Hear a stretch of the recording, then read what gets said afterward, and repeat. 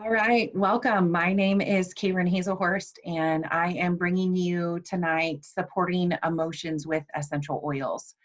Tonight during this call, if you are new to Zoom, which could be the case, but I feel like Zoom is running the world right now.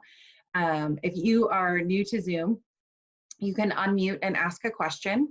I just ask that you remute yourself. I will be doing screen share with this because I have some slides for those of you who like to see things as well as hear things. I'm an educator by trade, so I like to try and use as many senses as possible for this. So there is also a chat log on the side, so feel free to utilize that chat log. When I am screen sharing, I can't always see the chat log. That's why I suggest if you want to unmute to ask a question, feel free to do that. If you want to focus on just me, you can click on speaker view, and that will allow you to just see me if you are somebody who gets distracted. So thank you for joining me tonight on emotions, supporting emotions with essential oils. Some of you have taken this class with me before. A couple of you actually, and some of you, maybe this is your first time hearing about perhaps young living or using oils to support emotions.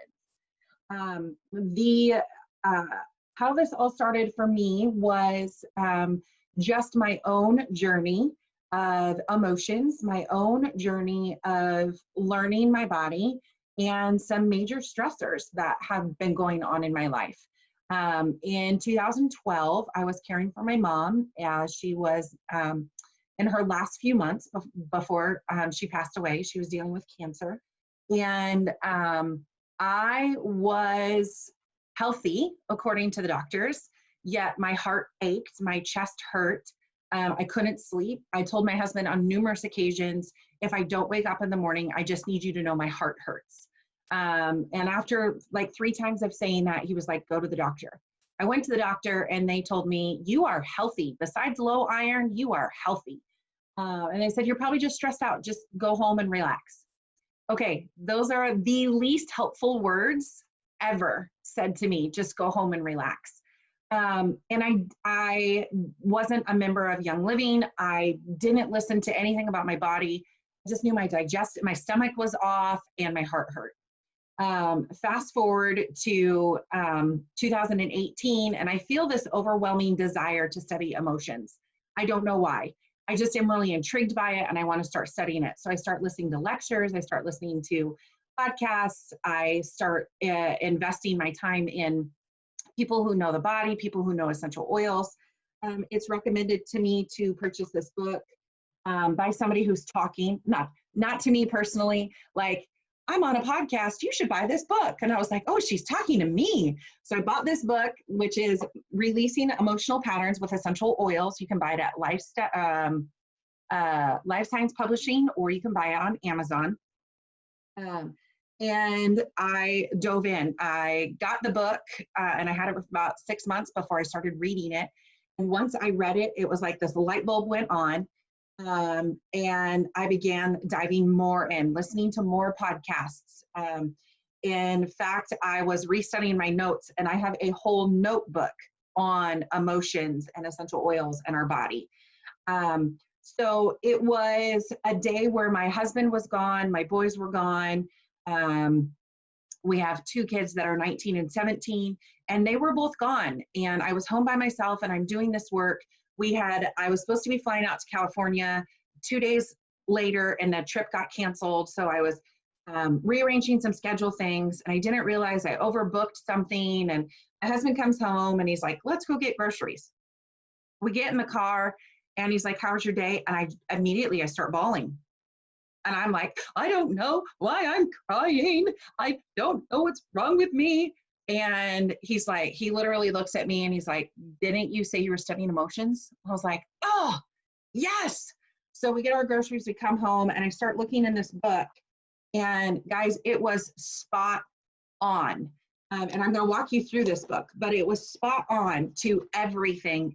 And it just solidified. Like everything in that moment came together. And I'm kind of one of those people, the Lord like puts it in my life so that I can explain it better, but I have to walk through it in order to explain it better. And maybe you're somebody like that, but that is truly how I am. So I'm thankful for the pain that I went through, because I've been able to help a lot of people work through emotions with this. So I'm going to share my screen. I think probably everybody's on that is going to be joining. I'm going to share my screen and let's see here. Oops. Okay. Hopefully. Okay. Well, Cassie, sorry, you're going to be on this one video. I don't know why it's not on me. I might have to shrink it later. Okay, I can see Sarah, Cassie, and Vicky. So if you three see a question or something, wave at me and let me know, and I will definitely pull it back in here. All right, so supporting emotions with essential oils is what we're talking about. And before we can really even get into that, we have to learn just a little bit about the brain. And our brain here is going to be a logical side and an emotional side. And that is just how our brain is. I'm going to try and squeeze this all the way over. So we have two types of sensors in our brain, a logical sensor and an emotional sensor. Our logical sensors, our senses, right? Think about your senses. Our sense of touch, taste, and sight are all logical first. That mug is hot. That kitten is soft. That sweater is ugly. Those are all logical things. So touch, taste, and sight are all logical. Smell is our only sense that has an emotional response first. Okay, so we've got logical and emotional, and under logical is touch, taste, and sight, and under emotional is smell. So our smell goes through our limbic system, and it ignites our olfactory. So not only do we have an emotional response first when we smell something, but we also have a cognitive response. And it's as soon as you realize there's a smell or something going on, our brain catches up. And sometimes it's before we even realize it. So here's an example. Let's talk about a baby crying. So a logical thinking, so thinking about a baby crying, you hear the baby crying and you logically think, there's a baby crying. Are they wet? Do they need fed? Are they awake from their nap?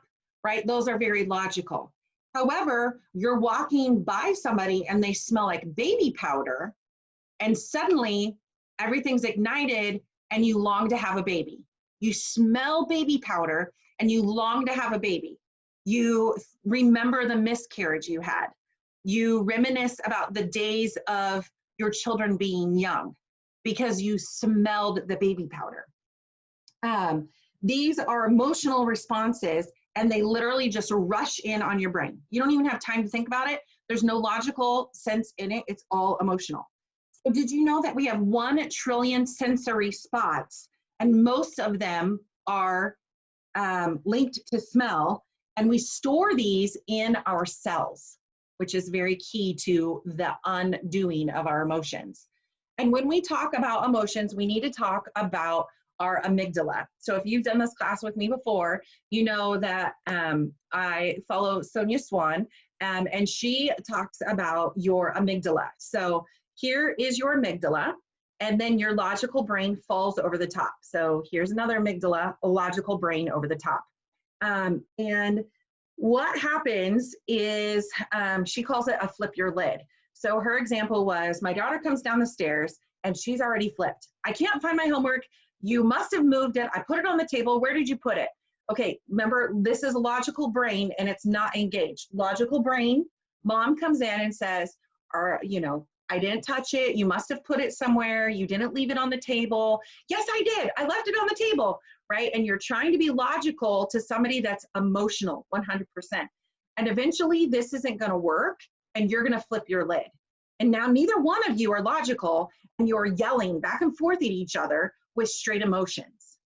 And this, what she calls it, is flipping your lid.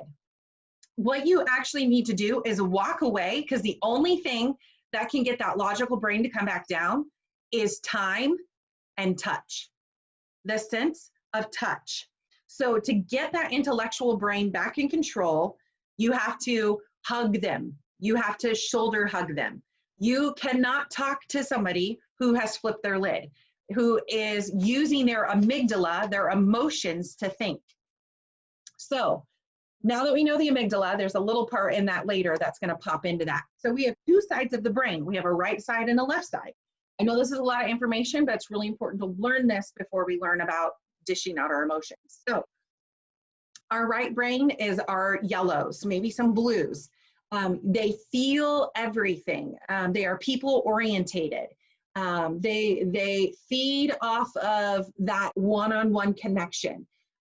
These people who are right-brained, when they get stressed out, they feel it physically. And our left brain are much more our reds and our greens. And these people, they don't even feel daily stressors. They just push right through. So you know those people that endure a lot of stress and they just keep going? They are left brain people. And this is just in generalities. But here's the thing to realize, whether you recognize the stress or not, it is still happening to your body. So I told you the yellows and the blues, they feel it physically, and the reds and the greens, they don't even feel it, they just keep going. But the reality is whether you're right brain or left brain, your body is still stuck dealing with that stress. So if you don't even feel it or you don't acknowledge that stress, your body still has to deal with it. Your adrenals and your nervous systems still have to deal with all of it. So our nervous system is the only system in our body that is constantly being used. It never shuts off, right? That way you can smell smoke and get out in a fire. You hear somebody breaking in and you're ready to go, ready to defend your house. That nervous system is always shooting things to your brain. And your brain, your amygdala, your olfactory, all of that is housed in your brain. Therefore, your brain is never shutting off. It's always firing. Therefore, your emotions are always happening. The only time it can rebuild itself is at night when we sleep. Well, think about what's a side effect of emotional stress: not sleeping well, right? So now if we're not sleeping well and our brain is always firing and our nervous system is always going, we're exasperating the problem by not getting enough sleep. So the first step, number one, is if you're under emotional stress and physical stress, but emotional stress is to support your brain. 100% support your brain. And Ningxia Red, Omega-Gize, your omega-3 fatty acids, and MindWise. These are things, and Super B actually is really, really good for brain support as well. These are things that are non-negotiables. So if you are in this time that we are living in right now, and you are feeling extra stress, what of these things are you doing to support your brain? And if you're not, where can you start supporting your brain? Because if you think about it, everything comes from your brain and comes down from there. That's where it starts. It starts in your brain and it comes down from there. It trickles all the way down to every system. So supporting that brain when you're going through emotional stress, but really in daily life, because it's everything. So now let's talk about linking our physical, right, our physical body to our emotions, excuse me. So our physical body is linked to our emotions. Thinking about hitting that brick wall. There's a couple of different options with this. Maybe you're working on a weight loss goal, right? And you lose a bunch of weight and then you hit a brick wall. Maybe you're working on a house renovation project and you just hit a brick wall. You have no enthusiasm, no get up and go, you just can't do it anymore. Chances are what is stopping you has nothing to do with what you're actually working on, but is you're actually stuck from suppressed emotions. And I know that sounds crazy, but there's a lot of science behind that. Our bodies, and I love this statement, I love this statement, I should put it on my slide. Our bodies are either moving towards life or they're moving towards death. And every choice that we make is moving us closer to living a better life or closer to death. Everything from the things that we drink, to the things that we stress about, to the things that we think about, to the things that we watch. And if you just stop and think about that, everything is moving us towards a better life, or it's moving us towards an unhealthy life, which is more towards death. So how do we get out of this? Well, we try to control our actions, right? We do this. We're really good about saying, I am so excited today. I'm so happy today. Today's going to be a good day. We do a lot of outward positivity. We do a lot of happy words. We give off the appearance that we're doing a lot of the right things. I'm I'm eating healthy. We're thinking that that's helping us emotionally, but really we start to break down. And why is that? Because all of those things that I just mentioned are exterior outward emotions. Those are things that I say, those are things that I'm doing, those are things that I'm portraying, but I'm not actually working on the things that are happening inside of my body. So what really matters is the stuff that's buried down deep, right? Those are the things that keep us from growing. Those are the things that keep us from changing. Those are the things that keep us from expanding. It's the stuff that's buried way down deep that we really need to get to. And depending upon your personality, that's where we find out how easy it is for you to actually talk about it or work through it. That depends on you. And some of it is whatever you've got buried, right? But the thing is we think that the things that are buried are scary, are dark, are no one is going to understand it. We're all alone. And so we shove down. But the reality is all we have to do is go to those dark places and turn on a light switch, right? Put in a source of light, and you're going to realize other people are struggling with those same things. Other people have stuffed those things, worked through those things, and moved on, and you're not alone. So there's this book that I read to my kids when they were little, and it was called What Was That? And there is a little family of bears, and they tuck their 3 little cubs in at night, and it's dark, and the cubs are all in their bedroom, and they hear rat-tat-tat, rat-tat-tat, and they're like, Dad! And Papa Bear comes in, and he's like, what's wrong? Dad, we heard a rat-tat-tat. And he says, guys, that's just the little mouse tapping his toothbrush on the sink. It's fine, right? And there's 2 more examples of this in the story, but the reality is they turned it into something frightful. But when they turned on the light switch and said, hey guys, it's just this little mouse, he's just brushing his teeth to go to bed, it's not so scary anymore, right? So let's talk about children. Let's talk about them as observers versus interpreters. So if you work with kids, or if you have kids, this can be very, very eye-opening for you. I know it was for me as a mom, and at one point in time I was a preschool teacher. Children are amazing observers, and I think if you've spent any amount of time with children, you would agree with that. They are amazing observers, and they are very horrible interpreters. So I'm going to share a story that was shared with me through one of my learning is, let's take a family with a mom and a dad and 2 kids. And let's say that mom is home during the day and that dad is off working, and he's working a lot of hours to make ends meet. So maybe he's working 2 jobs. And there's child A and child B. Child A says, wow, my dad loves our family. He's out there working to the bone. He's getting things done so I can have new clothes, so we can have food to eat. Child A sees and observes that. Child B observes, man, my dad is never home. My dad never spends any time with me. I must not be worthy of hanging out with. I must not be worth anything that my dad won't hang out with me. Both of these children grew up in the same home. Both of these children observed the same thing. However, they interpreted it extremely differently. What we observe turns into what we believe, and what we believe turns into our reality. I'm going to say that again. What we observe turns into what we believe, and what we believe becomes our reality. And if you have ever argued with somebody, this is probably true. Their perception is their reality, right? They really think you said that. They really thought you did that. Even though you're over here going, that's not what I said or did. That is their perception, which they believed, which has turned into their reality. So I know I talked about children, but this goes for adults too. Why? Because the things that we do as children, we carry into our adulthood. 100%, we carry it into adulthood. So each child saw the facts as they were. Dad was working a lot of hours to make ends meet. But each child interpreted his or her own perception which is colored by their personality, their outlook on life, and how they choose to see things, right? Look at adult children. Adult children have left the home.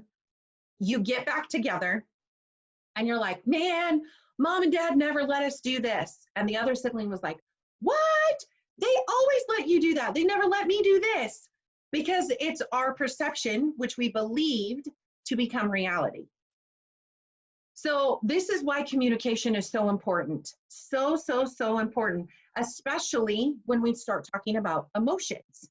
So we have to, with children especially, overtell. We have to overtell even when we think they know what we're talking about, and then we have to tell them again, even when you think they know what you're talking about.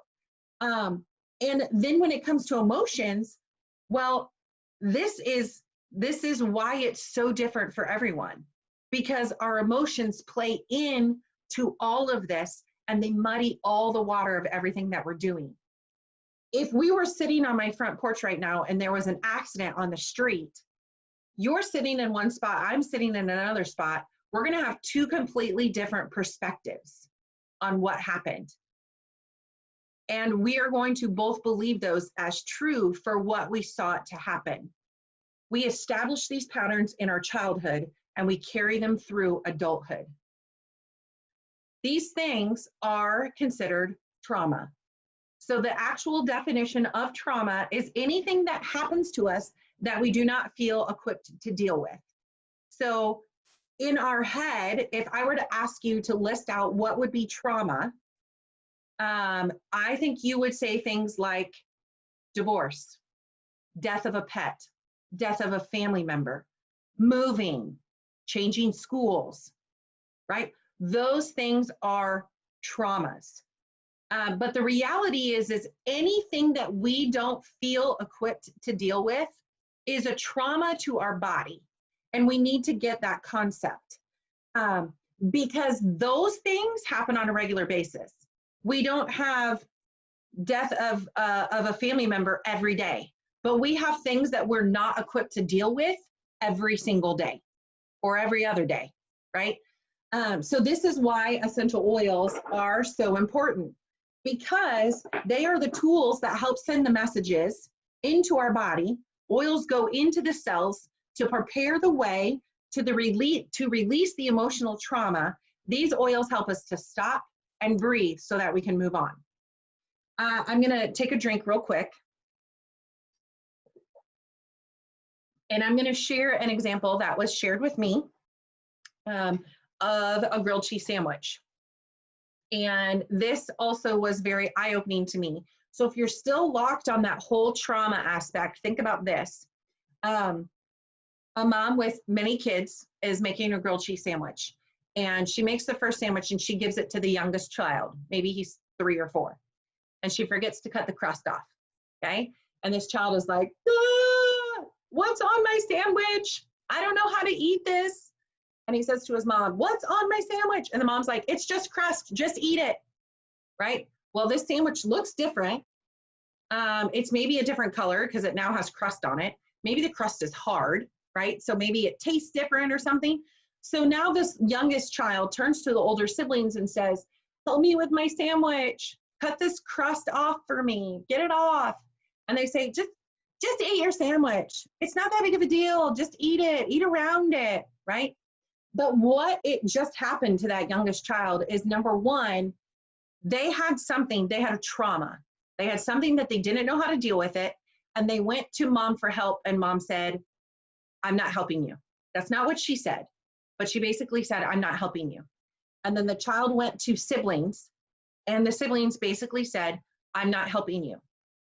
That feeling that that child just felt is now trauma.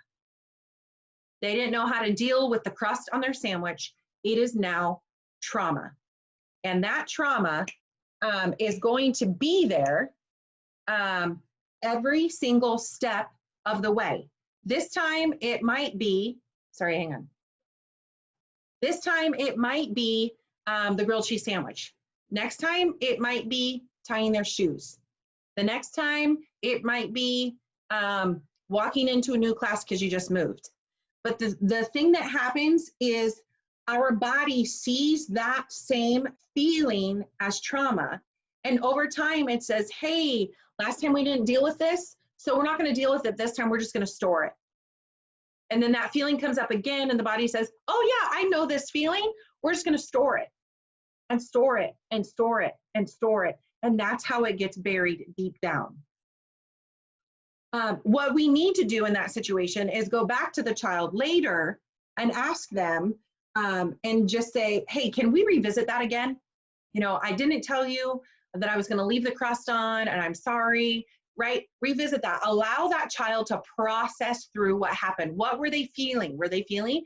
And a 3-year-old or a 4-year-old is not going to tell you anxiety, right? They're just going to go, wah, right? They're going to be angry. But getting them to be able to work through that. Our body stores the things that we don't understand because our body's ultimate goal is to protect us, right? To protect us from harm. That's why we smell smoke and we get out. Protect us from being hurt. That's why we don't want to associate with the same people who hurt us all the time. Our body, our ego is set to keep us safe. And so our body stores the things that it doesn't understand, that we don't understand. Times that we feel helpless or ill-equipped, it's just going to store it. It's going to store it based on how our body interpreted that actual feeling. Was it fear? Was it anger? Was it anxiety? Was it hopelessness? It will be stored in different acupuncture points on our body that corresponds to an organ. And those are all linked to different emotions on our bodies. And this is why our essential oils are so important, because they actually help us to stop, breathe, and release these stored emotions.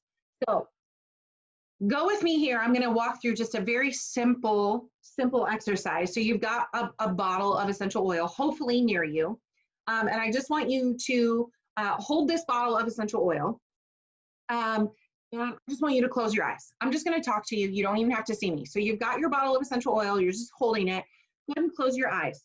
We're going to talk about, I'm going to start walking you through this book of releasing stored emotions, right? Releasing emotional patterns with essential oils. We're going to just start with some surface level emotions. So this is something that you could do daily at the end of your day to keep going. So specifically emotions, but I want you to just learn and know a little bit about the power of these essential oils. So holding this bottle of essential oils, you're dealing with stuff today that you've probably already pushed aside, maybe things from yesterday that you haven't dealt with, and you needed to deal with it, right? But instead we've pushed it aside. We've never come back to it. We've never thought about it. We haven't discussed it. So I just want you to sit for just a few seconds and just reflect on today and yesterday. Were there any traumas that you pushed aside?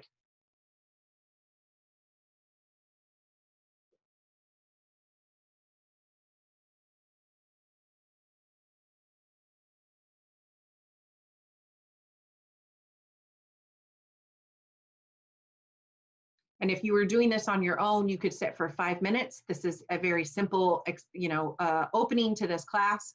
So next thing I want you to do is just open your bottle and leave it out in front of you where you had it. So just open that bottle, and this act of sitting still and holding your oil. So it's not even under your nose yet. You're just holding it.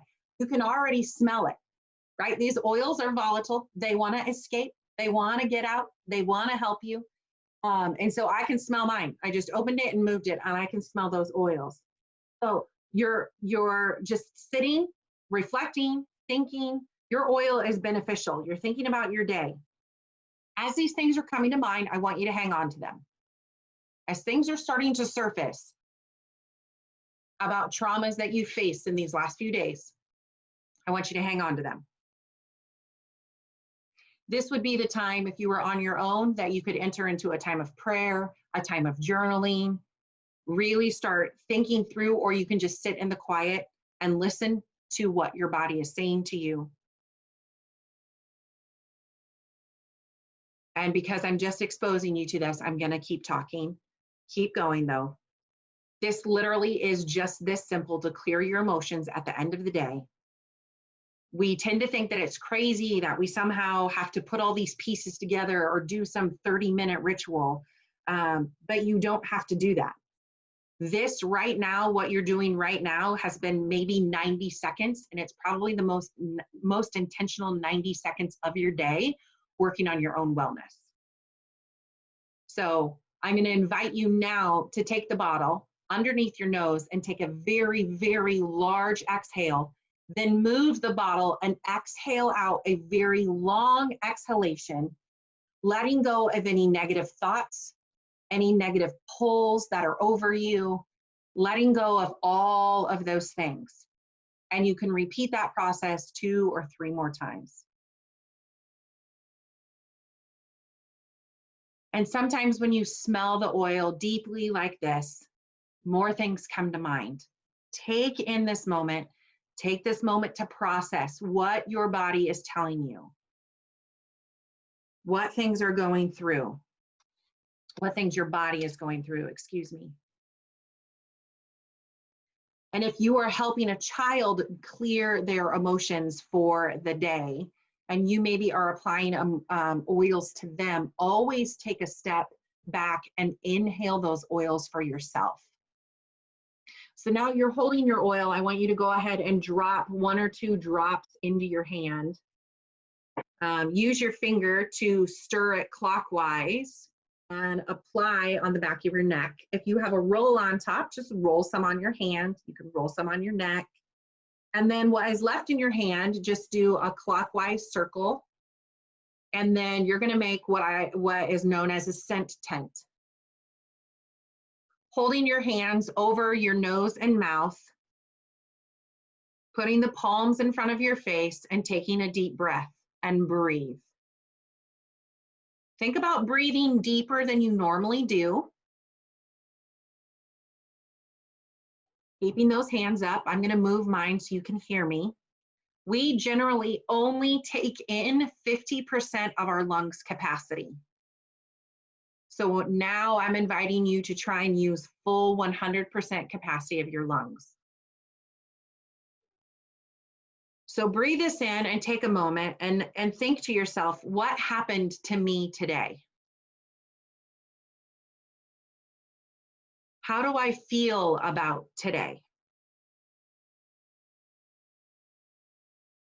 How do I feel about my interactions today?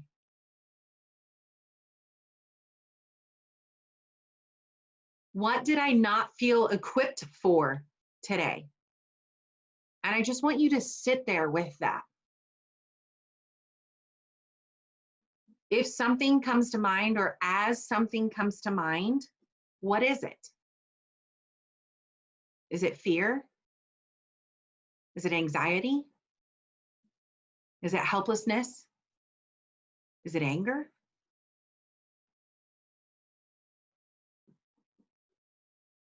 Where do you feel this? As you take that inhale, do you feel that pressure in your chest, in your stomach, in your arm, or in your head? Keep thinking about those emotions and the things that are coming to mind. When have you felt this same thing before? Give yourself a minute. When have you felt this way before?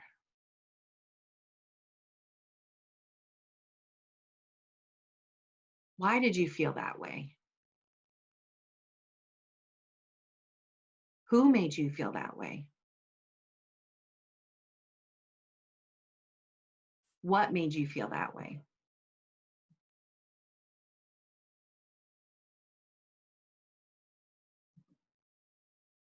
After you've started to identify some of these things, we need to switch to the truth, not staying in that negativity.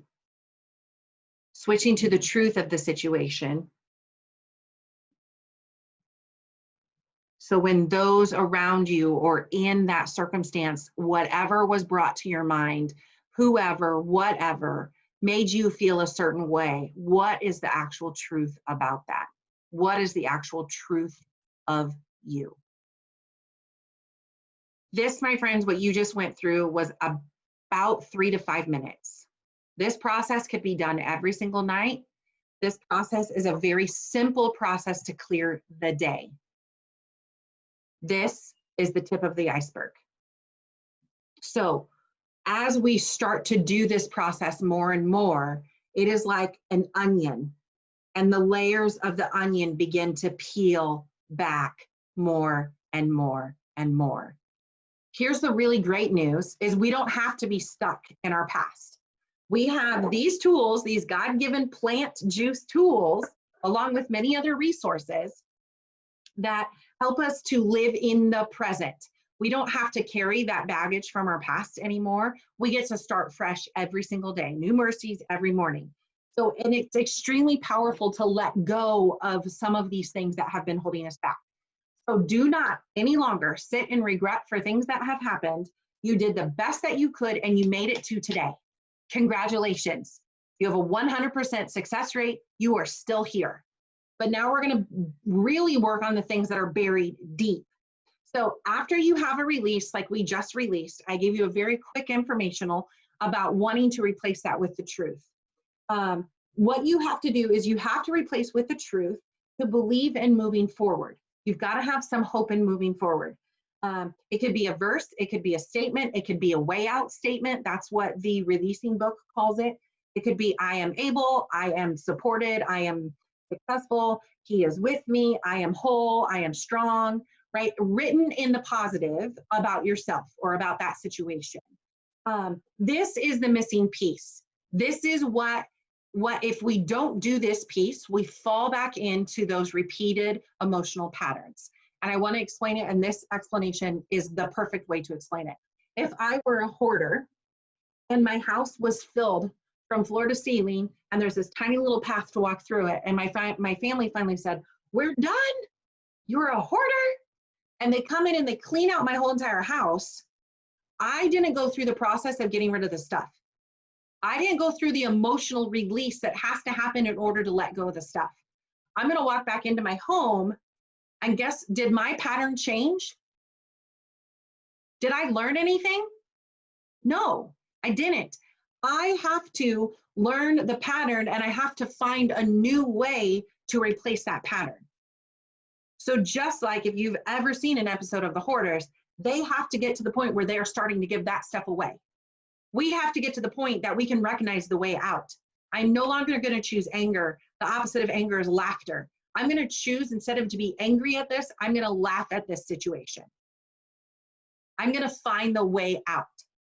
And I'm going to choose that instead of choosing anger. So the missing piece is that way out, that phrase of the way out. And when you finally slow down, breathe in your oils, listen, seek the truth of who you are, your layers start to come off, like that onion I talked about. So pick an oil, diffuse it, sniff it, wear it, whatever. Just start using it. And I'm going to talk about two extremes, and then after this, we're going to get to deep stored emotions. When you are, so you can see oils back here. What you can do is you can sit down with all your oils, or you can sit down with 12 oils, or you can sit down with 50 oils and just smell them. Smell each of the oils. And if it's like, yeah, okay, that's fine. I just smelled jasmine. It's fine. You don't need it right now. Sure, throw it in the diffuser, smell it. It'll be fine. But you don't need it right now. You pick up another one and, right? Anger hits you. You literally feel like you could hit somebody, or you want to vomit. I had a lady tell me one time she was dealing with some serious emotions, and she sniffed something and she said, I feel like there's a man on my uvula just tugging on it. I feel like I'm going to vomit.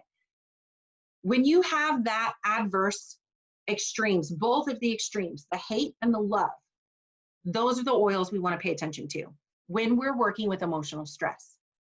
That one that you smell and you want to vomit, you want to hit somebody, it makes you angry. That is the oil that's going to help you deal with the stuff you're stuffing. That's the one that's going to help you work through the things that you're trying to avoid, right? Your body doesn't want you to work with it. That's why it stinks, right? Our body's trying to protect us. It makes sense, right?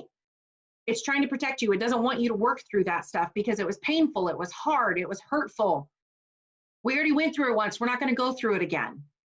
But this oil says we need to work through it. And then there's the other end of the spectrum where you're like, oh, I love this one.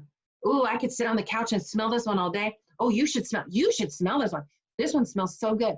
We're in love with this oil. Why? Because it's in line with what we're working on.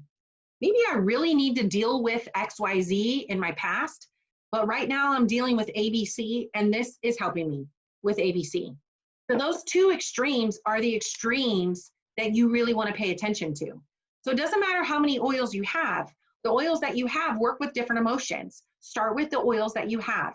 And then once you can get your book and get started on this stuff, you can go back in. So oils go in. Remember, they work on a cellular level. They go in and prepare the way to start the change in the cells to make things go. Another great tool to find out what's going on is a scanning. So an iTovi or a Zyto scan. Those work with bioimpedance and the frequencies of your body. We're going to talk about frequencies just a little bit in a minute. And so they can tell you kind of what is off. And so scanning is another really great avenue to find out what your body is in need of. Okay, I am going to teach out of this book. So everything that I read from here on out is printed in this book. I can't read you everything because it's copyrighted. And you're going to want your own copy as soon as I teach you how to use this book. So basically, up until now, everything was very easy, getting rid of the emotions for that day. This book talks about the emotions that flare up, the emotions that we can't get over. This is the deep emotions that we work through. So with this, there's aspects of clearing emotional patterns. So changing an emotional pattern takes more than just feeling both sides of the emotion. Remember, we talked about anger and laughter. First off, it takes recognizing and understanding that the pattern triggers an emotion, which is your mental aspect. So realizing that this pattern has now triggered an emotion. And then it takes the message or the learning the lesson by increasing your awareness of it, which is your spiritual component. And then changing the automatic conditioned responses that we make requires accessing our cellular memory that is stored in our physical body. So we've got our mental, we need to be aware of it.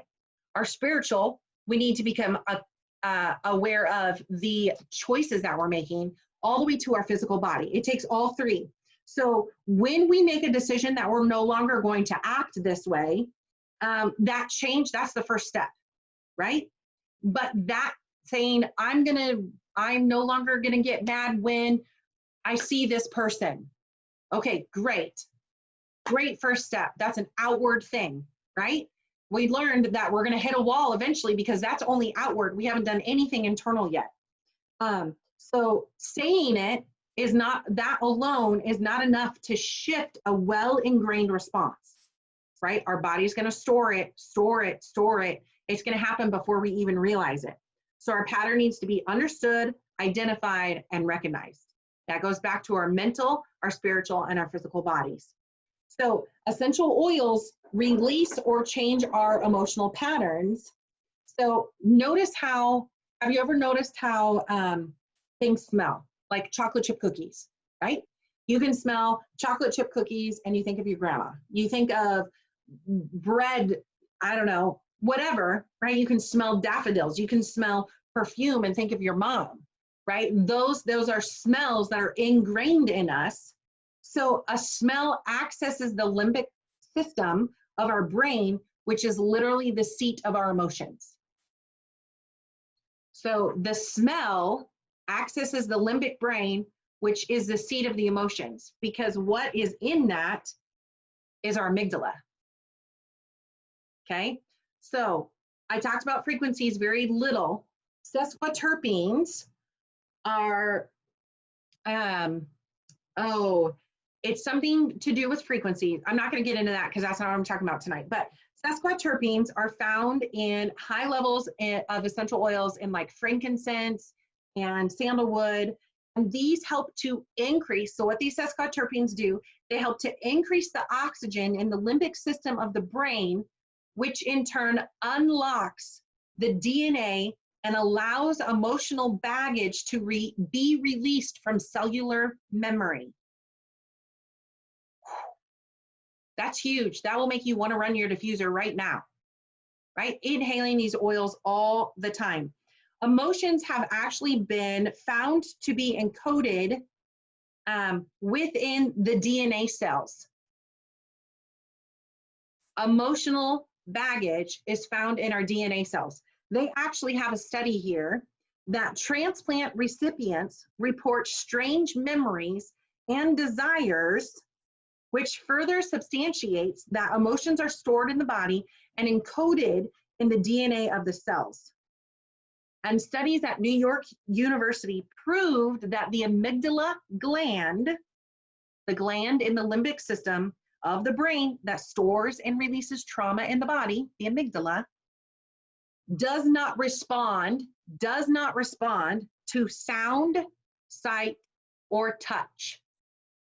Only releases emotional trauma through the sense of smell. Wowza. So, what causes these emotional patterns? An emotional pattern is a fear-based survival response. So the purpose of our ego, right, the purpose of our internal is to protect us from harm. I already told you that, right? Our body wants to keep us from that stove is hot. We know to not touch it, okay? So for example, when you were a small child, you were told to not go in the street. When you were older and you were able to be responsible for yourself, you were taught to look both ways and then cross the street when it was safe. But if you stayed in that initial programming of the street is dangerous, stay out of it, you would be afraid to cross the street and you would never experience the world beyond your block. So as children, we make survival decisions based on our abilities. And guess what? Those carry into adulthood. You can see this, right? It starts to just become this pattern that goes over and over and over. So now identifying our emotional patterns, and guys, what I've just talked through is the first 7 pages of this book. So I'm literally giving you just a tiny bit out of this book. So I highly encourage this book. So identifying emotional patterns, the easiest way to identify emotional patterns is through your feelings, okay? So while trauma is either real or perceived, right? It's not always real, it could be perceived, which then we believe to become our reality. Whether it is real or perceived, it will set up the initial pattern, and then similar situations will trigger that same pattern, now providing an opportunity to perpetuate it or heal it. Right? Have you ever worked on something and you feel like, man, I thought I was over that. And here comes this flood of emotions again. Clearly, we're not over that. Clearly, you haven't worked through that. So anything that bothers you carries an emotional charge. And as your awareness of all of this happening grows, you have more resources to handle a situation differently from learning from your past experiences. But if you choose to ignore and suppress the feelings, the problems tend to magnify the next time they come up. So when we choose to ignore these emotions, the next time we face it, it's going to be bigger. It's going to be scarier. It's going to be darker. It's going to be more dangerous because we didn't overcome it last time. We didn't deal with it. So now our body says, wow, this is the 3rd time we're seeing this and we still haven't dealt with it. Ooh, store that bad boy. We're not even going there. Okay. All emotions stem from love or fear. All of our emotions stem from love or fear. Oftentimes, the first indication of a problem is pain, either physical or emotional or both. So oftentimes, the first indication of a problem is pain, physical, emotional, or both. Many physical problems have an emotional component, especially when the physical pains are chronic. This was me. This was me going to the doctor with my mom. Chronic heart pain, chronic digestive pain. It was emotions, My body was healthy, minus my low iron. My body was healthy. That is why they could not help me. Okay? Some emotions are so strong and evident that they are easy to recognize. So when this is the case, you approach the emotion by looking up the emotion in this book, that specific emotion, and you begin using it as directed. But sometimes we bury our emotions so deep that they are buried and stored in the body until sufficient pressure builds, producing pain or disease in that area. That was also me. I had a pain happening right here. This happened my second time through with major stress in my life. I had a pain that I felt like somebody was jabbing a golf club at my rib cage. And so I used this book to look in the charts and identify what this pain area would be. And then I looked at the list of emotions that come from that area, and it was a light bulb. It was a light bulb moment, exactly what I was working with. So clearing the emotional pattern, number one, you have to understand the emotional pattern. Number two, you have to recognize the problem. Number three, you have to be willing and ready to change. And number four, you have to change the emotional energy pattern. So essential oils are what holds vibrational frequencies that can actually help you shift these patterns. So using them on acupuncture alarm points sends that frequency directly to a specific organ, and smelling the oil releases the pattern from your limbic system of your brain, thus providing direct access to the body's cellular memory. We're literally going to rewrite it. This is crazy, crazy, crazy, crazy. The deeper the emotion is, the more work you're going to have to do to get over it, to find that way out. Okay. And we're talking, so clearing those emotional patterns has 5 steps. Step number 1, identify the feeling or the emotion. This means bringing it to your conscious awareness. Number 2, once it's been identified, the emotion and the thought pattern that were created needs to be understood. So when I see her, my chest gets tight. Why is that? Does it have to do anything with this coworker? Maybe not. It could deal with somebody that has the same personality or the same temperament as somebody in my past that hurt me tremendously. It might not have anything to do with this person. It could have completely something to do with my past. Does that make sense? Yes? Okay. Number 3, you have to look on the other side. Remember, we have to find that way out. We can't be hoarders and just clean the home for somebody. We have to find that positive emotion. We have to find what is the gift, what is the positive expression of emotion. We have to find that way out. That's step number 4. You have to find a way out. And the deeper that cavern is, the harder it is going to be to find a way out. It's just going to be harder. Number 5 is you have to release the pattern from your cellular memory. And this can be topical applications on that acupuncture alarm point. It could be 1 time a day, 3 times a day, 7 times a day, 10 times a day, or 18 times a day, depending upon how buried it is. And then for 1, 3, or 7 weeks. It's a very, very, very long process. Okay, I'm going to share my screen with you because this is the most amazing point, I think. Can you see that? Or is it, it might be the big screen. Let me try this again. Okay. Do you see grab an oil? Cassie, do you see grab an oil? Okay. All right. So I'm going to switch this. Oh, sorry.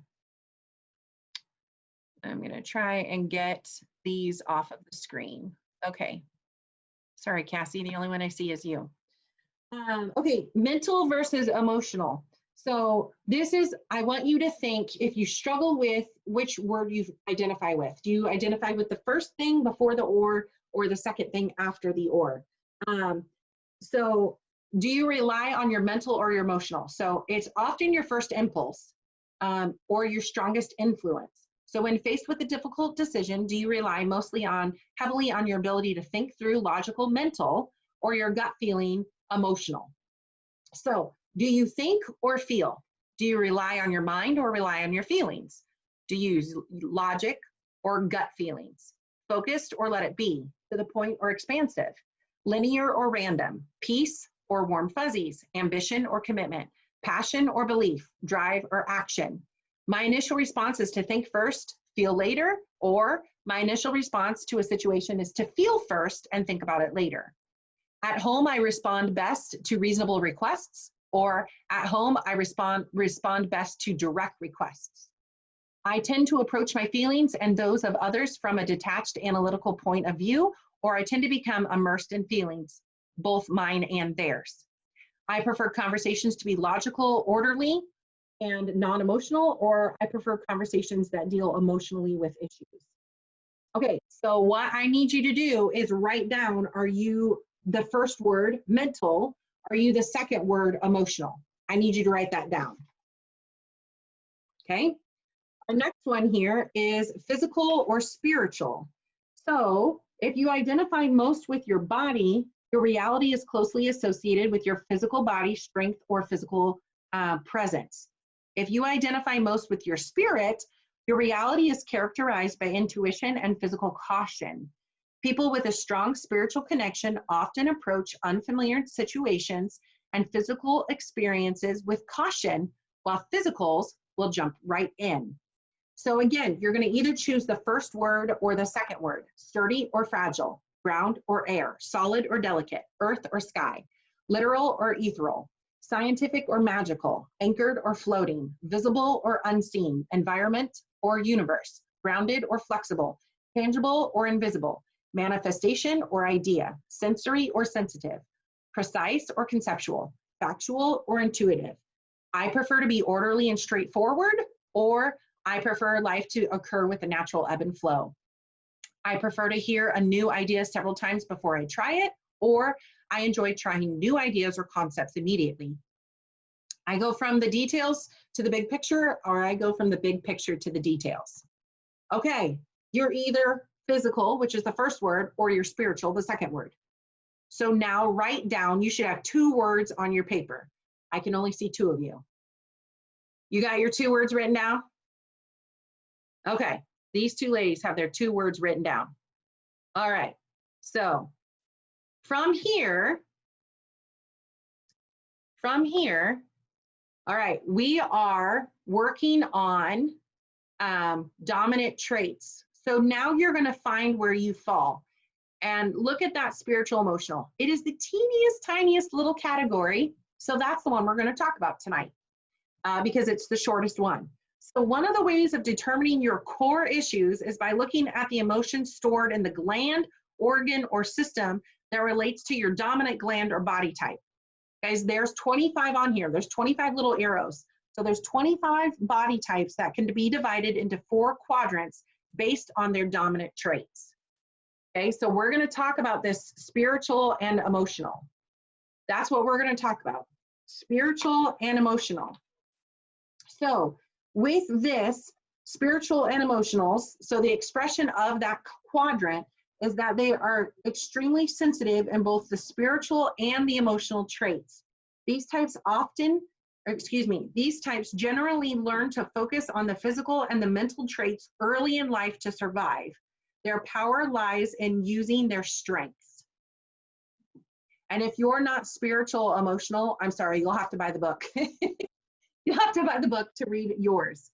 So the challenge and the goal for all of us, no matter what dominant traits you are, is to develop and integrate all of them to the other side. So I'm spiritual and emotional.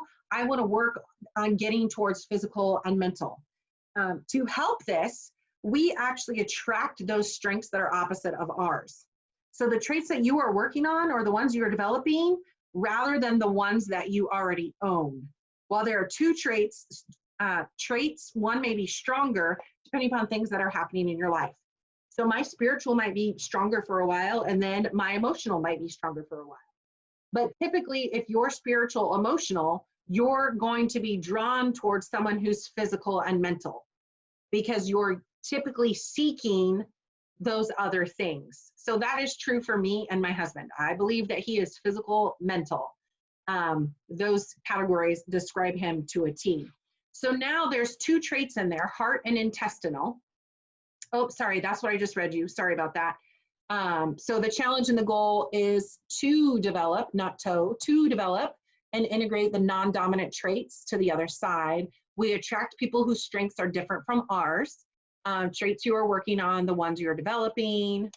So core emotional issues. So the body type, remember if I go back to this screen, it says there's the heart and the intestinal. So those are two organs where the spiritual emotional person can lie. And I know that this doesn't necessarily make sense, but when I look at the emotions that follow, so I'm spiritual emotional, do I fall under the heart category or do I fall under the intestinal? I can come to the core emotional issues. So these are the most common core emotional issues for each body type. So for somebody who is heart, their core emotional is loneliness, not good enough, and worry. If your body type is intestinal, your core emotional issues are abandonment, not good enough, rejection, despair, criticism. So remember there was 26 body types, right? So these body types are all listed in this book. Okay. Now, if I back up and read to you the heart trait, the heart traits are highly aware of and sensitive to the emotional states of those around them. Hearts feel best when their environment is at peace. Disharmony makes them so uncomfortable that they will say or do something to shift the energy. When that isn't effective or appropriate, they will physically move out of the space, create a new space, and invite others to move into their energy. That's a heart. The intestinal is expansion is absolutely essential for intestinals. If intestinals do not expand mentally or emotionally, they will expand physically. Restriction motivates them to change, forcing them out of an untenable situation into an unknown physical mental world. It is here where they can genuinely expand, taking in new experiences and creating an environment which is truly peace on earth. So all 25 have a description and have core emotional issues, all of them. And that takes us back to discovering the emotion of what's going on. So that's where this book comes into play. Do you have an oil that smells really good or really stinky? So for example, I'm going to say that joy is that, just for this experiment. I'm going to say that joy smells really good to me. So I'm going to go to the oil section in the book and I'm going to look up the oil joy. So all of the oils that are linked to emotions stored in the body are in this book. So joy is actually linked to several emotions. It's linked to a lot of there's a reason I picked this one, because it might be a lot of things that people are feeling right now. Anxiety, disappointment, grief, incongruency, judgment, and the feeling of miserable. So each of these things, so we already learned the importance of just taking a few minutes to sniff it or throwing it in the diffuser, right? We know that because it's going to help to get into the cells of our body and release that. We know that. But if I needed this, let's say for incongruency, or let me just pick one. Oh, for grief. So I did a video, maybe you're watching this because you saw my video on grief. Joy is linked to the emotion of grief. And it's linked to, it tells me right here on this page that it is linked to the adenoids. The, not VitaFlex, the acupuncture alarm point is adenoids. So then if I know that it's what this is, looking at those emotions, now I know it's grief. I'm going to go to the back of the book to where the alarm points are. I'm going to figure out what chart it's on, I'm going to actually look at the chart, and I know that it's adenoids, which is the alarm point up here. So I'm going to take that joy and I'm going to put it on that alarm point, and I need a way out, right? I need a way out of that grief. So then I go back to the front of the book, and I should have done it before I applied it, but I'm going to look up at the front. It's got all the emotions. I'm going to look up grief. And what Dr. Carolyn Mean did was she gave me a way out already. So the opposite of grief is happiness. And the way out is that change brings growth, right? The way out shows you the other side. So on this, I'm going to say, change brings growth. Change brings growth. And then I'm going to inhale. Change brings growth. Now, depending upon how heavy that grief is, remember, I might need to do that up to 18 times a day for 7 weeks. I don't know how deep your caverns are of what you need to work on. Only you know that. Let's say you had an alarm point, right? Let's say you had a really big pain right up in here. Well, then you look in the back, you go to these charts, and you find the point. So there's a point right here on the edge of the shoulder. I don't know if you can see it, but it's the acupuncture part, injury. I didn't look this up, so let's look this up. It falls maybe right about here on your shoulders. So if somebody had like, ooh, don't touch me. Oh, that's really sore, right? You kind of feel that area. That's injury. So now I'm going to look up injury under the alarm point.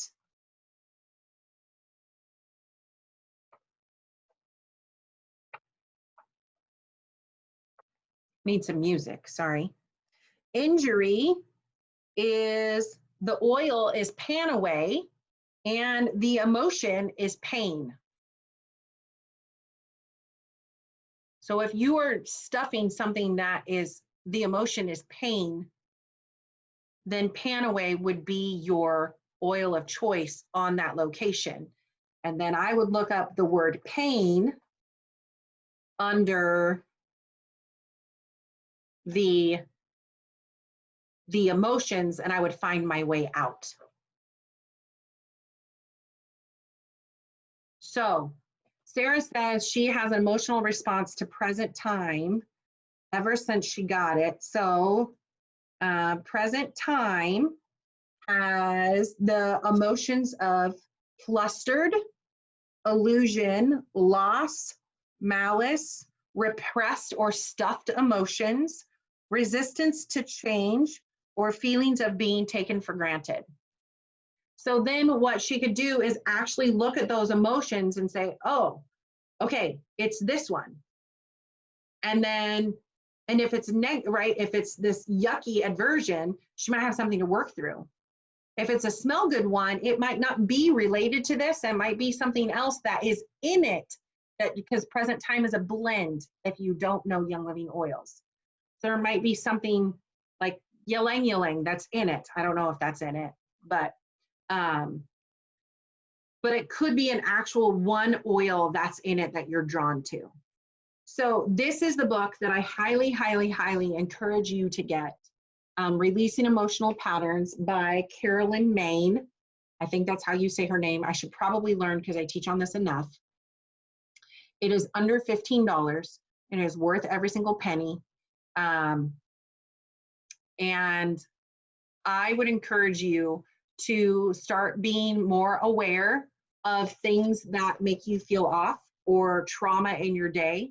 And I invite you to sit with an oil at night and work through some of those things and just sniff it and reflect, did something make me have trauma today?